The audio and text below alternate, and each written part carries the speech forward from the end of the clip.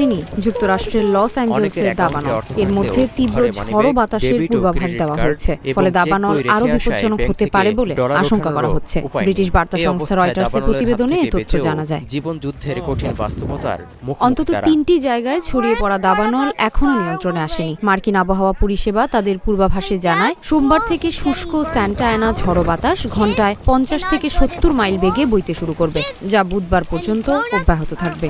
স্বেচ্ছাসেবকরা গরম কাপড়, শুষ্ক ও ঝড়ো এই বাতাসের হুমকির মুখে রেড ফ্ল্যাগ অ্যালার্ট জারি করেছে জাতীয় আবহাওয়া পরিষেবা। সাধারণত বিশেষভাবে বিপজ্জনক পরিস্থিতিতে জারি করা হয় এই সতর্কতা।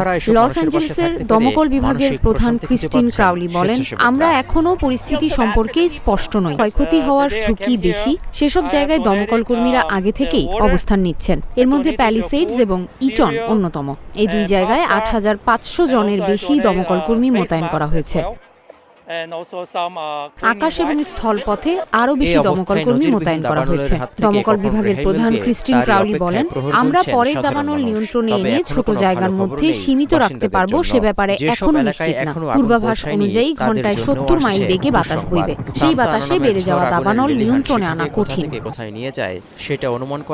এদিকে নতুন করে ঝড়ো বাতাস ফিরে আসলে দমকল কর্মীরা বিভিন্ন স্থানে যেসব আগুন নিয়ন্ত্রণে আনতে পেরেছে তা আবার ছড়ানোর আশঙ্কা আছে। প্যালিসেডসের আগুন 14% নিয়ন্ত্রণে এসেছে।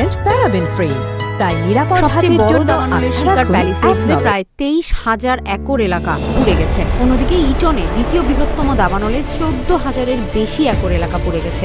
তবে সেখানকার 33% দাবানল নিয়ন্ত্রণে আনা সম্ভব হয়েছে।